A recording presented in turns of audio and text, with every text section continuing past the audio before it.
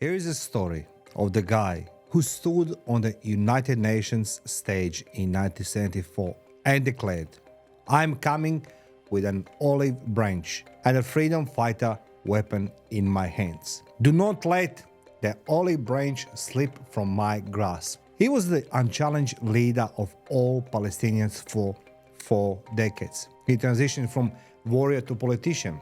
He was charged with terrorism.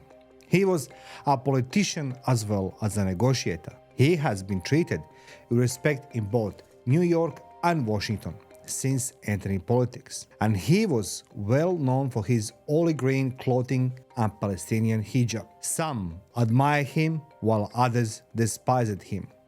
This year marks the 20th anniversary of Yasser Arafat's death. Ladies and gentlemen, my name is Bekes. I'm the Guinness World Record holder. I spent 1,800 combat days in a war, 14 years in military, and 5 years in diplomatic roles as investigator, interrogator, and human intelligence operative. And today, we're going to talk about Yasser Arafat. In his spirit and the current affairs we see in the Middle East, with Israel fighting Palestinians in the Strip of the Gaza, and unsolved situation which goes for the decades. Why they're fighting, how they're fighting, and what's the legacy from Yasser Arafat.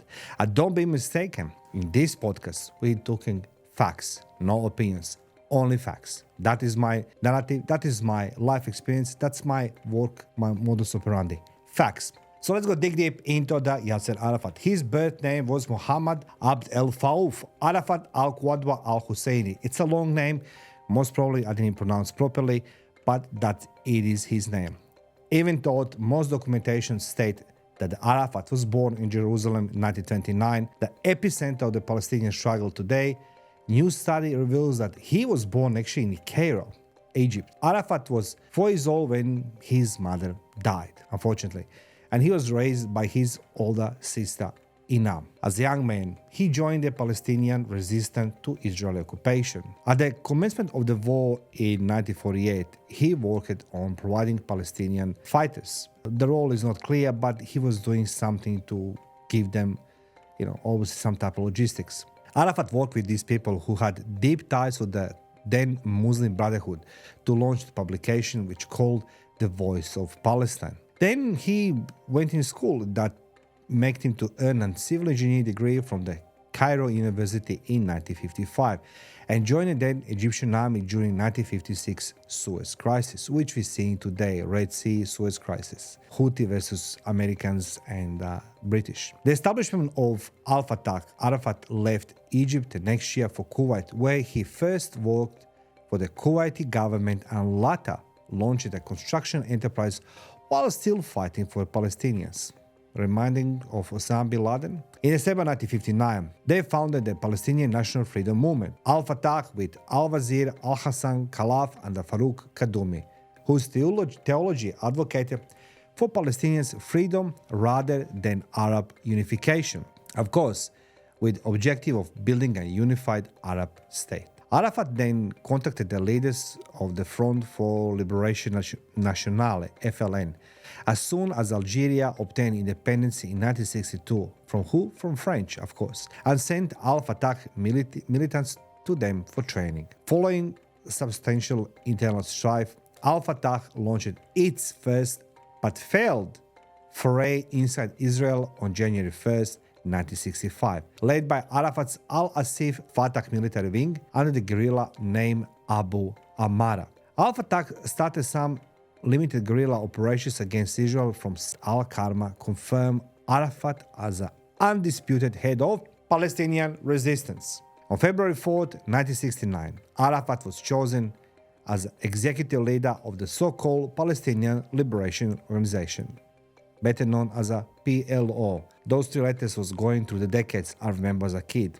So in October 1970, he became unpopular in Jordan after attempted takeover by the main factions of the Palestinian resistance, who intended to depose Jordan's King Hussein at the deaths of Palestinians by Jordanian soldiers, better called Black September.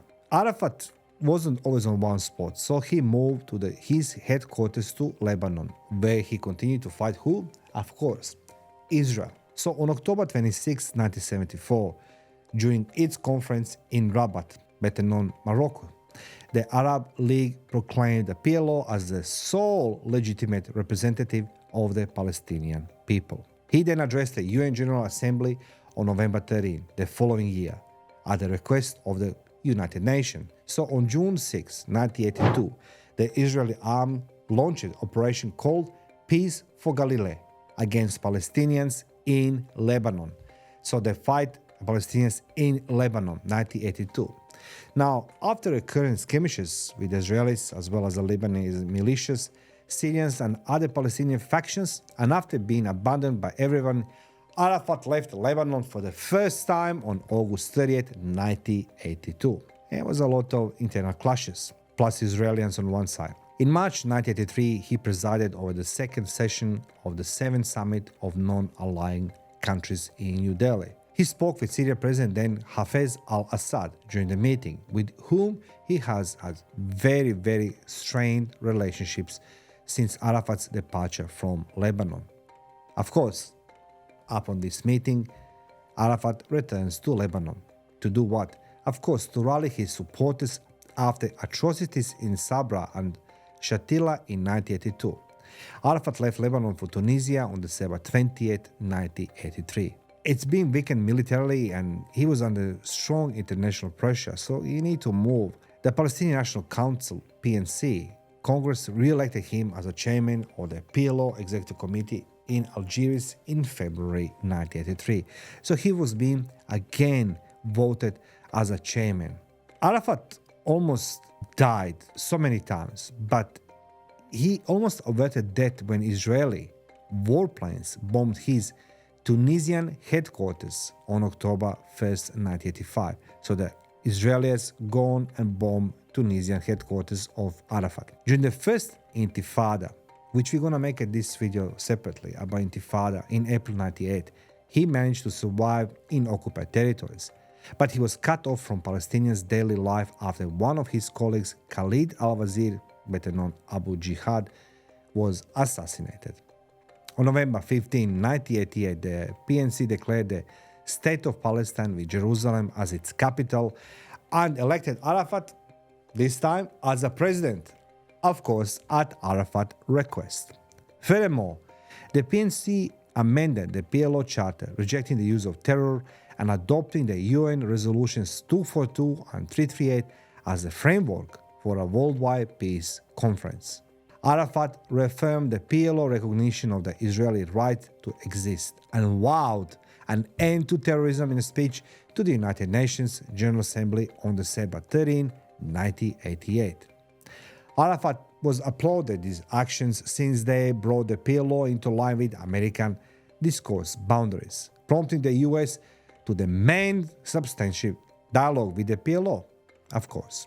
1980s was leading us into 1990s, which, as you know, they start big turmoil of Middle East, and that is caused by Iraq and Saddam Hussein.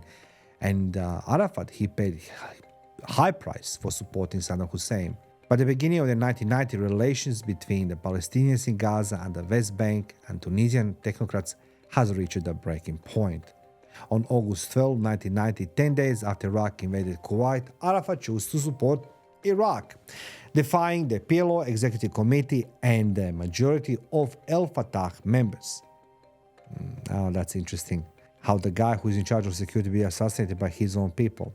Now, the USSR and the United States pressed Arafat to pursue a deal with Israel at the October Peace Conference the same year. That meeting was being supported by Russia as well, not just the US. During a meeting of the El Fatah Revolution Council in Tunis between March 21st and 25th, 1992, Arafat's leadership was roundly criticized. He was being criticized left, right, and center.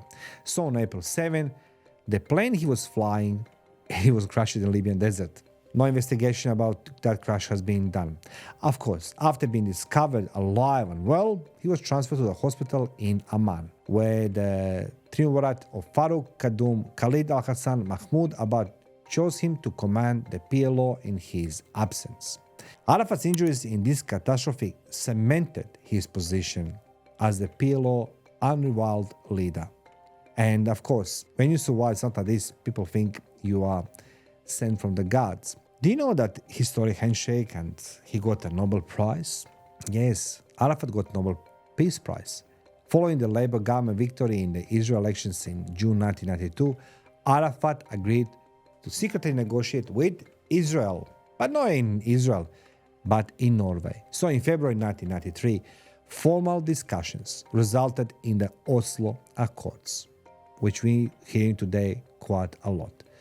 So the main negotiator was Mahmoud Abbas. Following months of secret negotiations, Arafat won one of his most significant political victories on September 9, 1993, when Israel recognized the PLO by signing the Israeli-Palestinian Declaration of the Principles, better known DOP, on the provisional autonomy of the Palestinian territories. On that specific day, Arafat and Rabin clasped hands in a historic way in front of the entire world. So on May 4, 1994, in Cairo, the two struck agreement on the implementation of the Palestinian autonomy. May 4, 1994. Arafat then relocated to Gaza after leaving Tunisia on July 1, 1994, to oversee the Oslo Accords guaranteed temporary autonomy of the Palestinian territories. 1994, 30 years ago, Arafat received then Nobel Peace Prize on October 14, along with the Yitzhak Rabin and Shimon Peres. Of course, there's going to be opponents of Oslo Accords.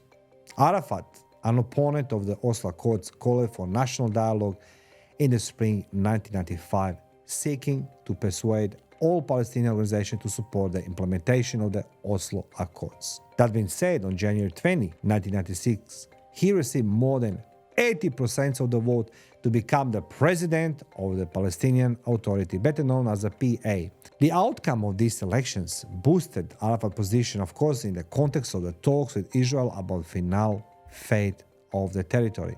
And as I mentioned, there is the opponent. Who is the opponent of the Oslo Accords? Benjamin Netanyahu, who is the leader of the Likud party, came to power in May 1996 and put the end to months of negotiation between Israelis and Palestinians. No negotiations, Netanyahu says. Arafat withheld his support for the establishment of Palestinian state on May 4, 1999, during the second round of the Israeli election campaign, in an attempt to prevent Likud's leader from being re-elected. The youth of Al-Fatah were particularly affected by his lack of faith in the Palestinian community as a result of the failure of these agreements. And what that leads us into new negotiations. Arafat was a terrorist, don't be mistaken, but he needed to negotiate with his enemy. So Arafat agreed and greeted Pope John Paul II as he arrived in Bethlehem on March 22, 2000. So John Paul II arrived in Bethlehem and Arafat greeted him. In the spring and summer, he traveled through Europe and Asia, and of course, going to the Middle East and into Africa. Now, in July, Prime Minister Ehud Barak attended a mini-summit sponsored by the United States of America in Camp David, and the major purpose of the summit was to reach agreement on the final fate of the occupied territories, these areas. So all these occupied areas, everybody wants to settle this once for all. Now, impediment posed by Jerusalem issue caused the talks to fail. Arafat delayed declaring the foundation of the Palestinian state once more in September of the following year, this time to avoid interfering with the actions of the Israeli government leaders whose political situation was increasingly insecure. The Al-Aqsa Intifada began in September 2000. Arafat agreed to travel to Washington in January 2001 to participate in talks aimed at restarting the peace process. Now, of course, needless to say, it was unsuccessful.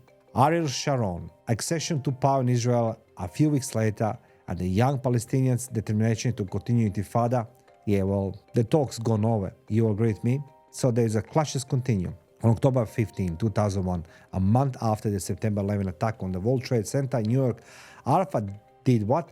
Traveled to London to meet with the British Prime Minister, at this time Tony Blair, who reiterated his support for the viable Palestinian state. So Tony Blair says, I am for the viable Palestinian state.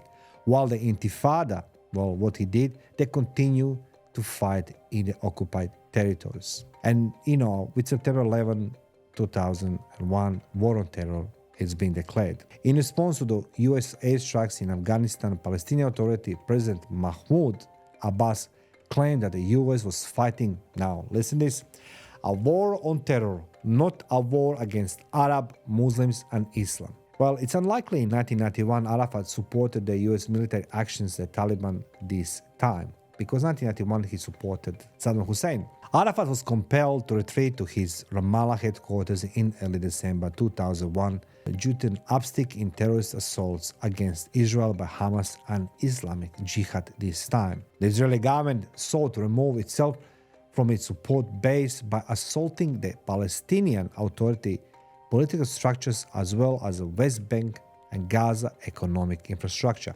So Israelis goes now against economic infrastructure. And as Ariel Sharon threatened to close the PLO offices in Washington, the US rallied behind his government in reaction to continued attack on Israel. That is an interesting statement, but it's true. Arafat was effectively imprisoned within the confines of his Ramallah enclave. So now he couldn't move nowhere. He was there in Gaza Strip, in his Ramallah enclave. That's where his home it is. But as every person, we all becoming old, we becoming ill. And Arafat health began to be treated differently. Arafat health began to deteriorate in mid-October 2004 and worsened significantly for a time.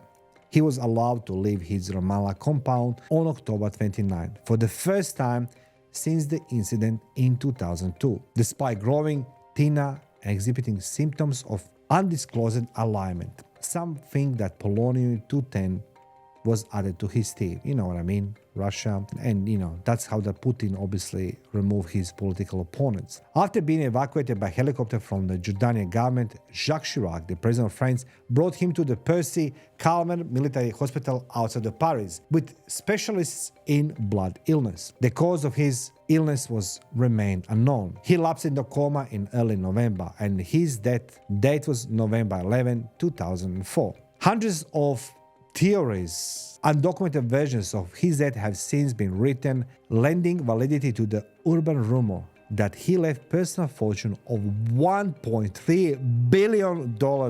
Arafat's past is cruel, long and complicated, and many would argue that this was excessively long, citing the havoc he created and the promises he broke over time. Nonetheless, despite his flaws, he is adored by his supporters.